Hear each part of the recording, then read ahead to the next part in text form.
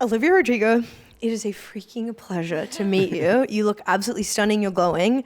Obviously, we have dressed up for you. Thank you. I appreciate that. Would you rate that our is so fits? sweet. You guys are very festive. 10 out of 10. 11 out of 10. Amazing. I love the butterfly hair clips too. That's a very nice touch. Isn't it gorgeous? Yes. It's the best. So you can... And you got the friendship bracelets too. Look at that. Oh, yeah. We're kitted Oh my out. gosh. Don't you worry. Well, okay, look. Welcome to Australia. We know it's your first time. And look, we know you've met pesto. We know you've eaten pretty much all the Tim Tams that have been thrown at you. We want to ask, ignoring all the stereotypical Australia stuff, when you go home, what is the one thing that you cannot wait to tell your friends and family about Australia? Oh my gosh, that's a great question. You know what? Something that I've been noticing is the eggs and the avocado are just incredible here. Really good. Let's go. Really good. And those are two of my favorite foods, so it's been good. Yeah. Have you been brunching heaps? I'm trying. It's actually funny. I do the show and I go to sleep at 2 a.m. every night because I'm so hyped up from the show, and I wake up so excited to get brunch, and I'm like, it's 2 p.m. Every place is closed. But hopefully I'll be able to find a place that can serve me late here in Sydney. They got it right. Once this interview hits the air, I think everywhere in Australia go, we'll stay open, 4 p.m. close, Hit me eggs, up. avocado Give me at the some pancakes wazoo. at 6 a.m. or 6 p.m. I'd love that. Yeah, come post-show. We're into it. Hey, we wanted to ask you about this. Obviously, we're coming towards the end of October. It's an exciting time, spookiest time of year. You've got Vampire. You've got this line, light as a feather, stiff as a board. Is this a world that you're into? Are you into the world of spookiness and scariness? I really am. One of the first questions that I ask anyone who I'm meeting for the first time is if they have any ghost stories. So I just collect little ghost stories here and there.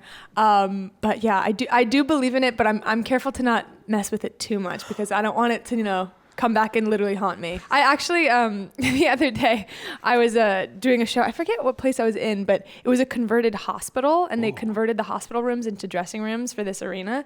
And I got the big dressing room, and they come in and they were like, "Oh yeah, by the way, this is the operating room, just so you know." And I was like, "Oh shoot!" And I always take a nap before every show, and so I was sitting there in the dark in this old converted operating room, and I was fearing for my life. I was like, "Am I gonna wake up in a different realm right now?" I don't know. Are you superstitious? Obviously you know about, you're aware of spooky stuff, but are you superstitious yourself, even pre-show I ritual? am very superstitious pre-show, to a degree where I'm like, wow, this is getting bad. I have to do the exact same move when I exit my dressing room. I put my hands up and I take a deep breath before I walk out of my dressing room. And if I don't do it, I'm like, it's gonna be a bad show.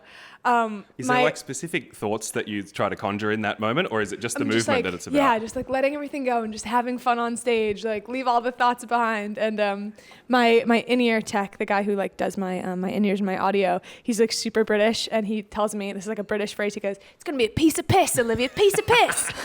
And so before every show we say, "Piece of piss." And if I don't say piece of piss, I'm convinced it's gonna be a terrible show. Just to say, obviously we think you're amazing. Something I want to take the chance to say to you is, your shows, this leg of your world tour of Australia, you're donating some of the ticket sales to the Australian domestic violence charity, WESNET. Mm-hmm. And when I saw this, I was like, holy crap, this is so huge. I'm someone who experienced domestic violence and my family, and I just wanted to say thank you so much for doing something like that. Obviously you're helping so many people, and it's something we've talked about on the show, and was a really important moment for us of bringing that awareness. Yeah, obviously the money is one thing, but yeah, it was a big moment for us early in the show when Concetta felt comfortable enough to speak about it on air, and I felt very lucky to be there for that. So I feel firsthand we've seen the power of speaking about it and putting in the public discussion. So yeah, the donation's one thing, but you putting it in the public conversation is fucking cool, man. Thank you. Well, thank you so much for sharing that, and I'm so sorry to hear that. But yeah, it's been really great. I started this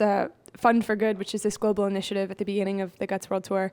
And it's been so fun to get to just learn about all these different charities and all the territories that I've been. And yeah, I'm just so happy that I could be a small part in all of these organizations that are doing such good work. So thank you for saying that. It means a lot. It's amazing work, dude. Thank you so much. It is. Oh my God. Now that I feel we all have tears in our eyes, do you want to play a silly little game with us? Yeah, I love it. So we play this. It's a game called Chetflix. Today we're going to switch it up a little, and Concetta is going to try to describe some of your songs off guts. But guess we're going to test how well you know your own songs and how, I guess, connected you two are. Oh, exciting. Okay. This one is like sneaky and cheeky. This one's like, okay, we're like climbing out of a window, and then your friends are like, what the hell are you doing? Don't you dare. And you're like, whoops, I forgot. Can I go have fun? Let me live. Is it a bad idea, right? Yay, we're on the same page. Oh my God, you're amazing. Okay. This one is, okay. You know those days where you're like, psh, and it's like, and it's like, yuck. And it's like, oh my God, why isn't anything working? My shoelaces are like tied together and I'm tripping and I'm like kicking the floor and I'm like, okay, I'm spiraling and why isn't anything I'm doing like working together? Is this Ballad of a Homeschooled Girl? Yes! Oh my God, I love these descriptions. This is amazing. I love you. Okay. The sound effects make it incredible. I love it. Okay, this is the finale. Okay, this one is like, I'm scared and I'm cold and it's like dark and it's like, it's wind and it's like, you try to take my soul and you won't take my soul, don't you dare, and I'm gonna learn because I'm on a hill and the girlies, we're living, we're loving, we're learning. Is it vampire? Oh my God, this is incredible. I've never heard a better song description in my life. That was awesome. Olivia Rodrigo, you're amazing, we love you, thank you. Thank you guys, it was so nice to meet you.